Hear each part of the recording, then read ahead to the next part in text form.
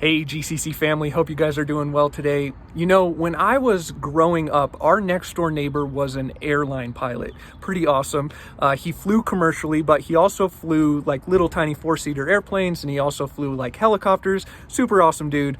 In fact, he is so cool that for my brother's birthday, like he was turning 7 or 8 or 9, something in there, he offered to take my brother and our family flying in this tiny little four-seater airplane. And I remember I was so excited. I was excited. It was the first time I had ever been able to do anything like that. And the day of our flight arrived, and we drive up to this tiny little airport in Boulder, and we go out onto the runway, which was a really cool experience for someone who I think I'd maybe been in an airplane one time at that point, or maybe not even ever at that point. We go out onto the runway, and he begins to go over this checklist. He had to check like the wings and the propeller. He had to check the engine. He had to check the hydraulics and this and that. And he goes through this checklist. And as he's doing it, he makes it clear to us. He's like, hey, you know, if anything is wrong with the airplane, we can't go flying. Because, I mean, it makes sense, right? Like if you get a flat tire you can just pull over to the side of the road. But if something happens when you're at 10,000 feet, it's not exactly like you can just pull over to the side of the road. It makes perfect sense.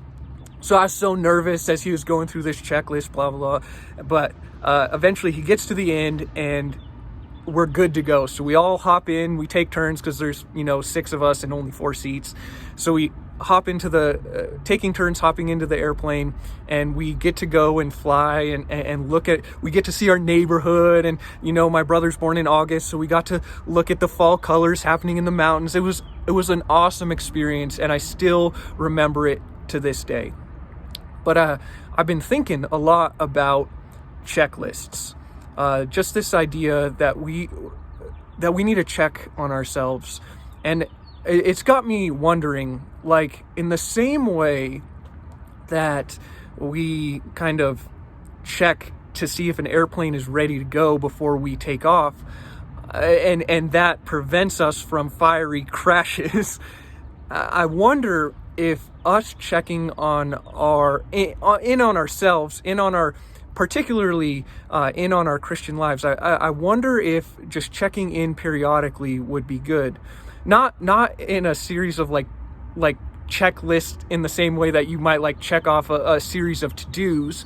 I don't think that Jesus is interested in a to-do type relationship, a to-do checklist type of relationship. But I do wonder, is it possible that we would ask ourselves questions, and that those questions would help us to know where we're at with Jesus? Like questions like, when was the last time that I spent some time alone with Jesus? When was the last time that I shared my faith with somebody? When was the last time that I, honored my father and mother? When was, asking ourselves those kinds of questions. I wonder if we began to check on our spiritual lives in the same way that you have to check on an airplane before you take off. I wonder if in the same way that it prevents fiery crashes in the airplane, if it could prevent fiery crashes in our relationship with God. Anyway, I encourage you today, take stock. Not, like I said, not in a series of to-dos, but just take stock. Ask yourself, where am I? Where am I with Jesus? Am I doing well? Are there things that I need to work on? Am I in an emergency? I think these are all questions worth asking. Anyway, I hope you guys have a great rest of your day. God bless.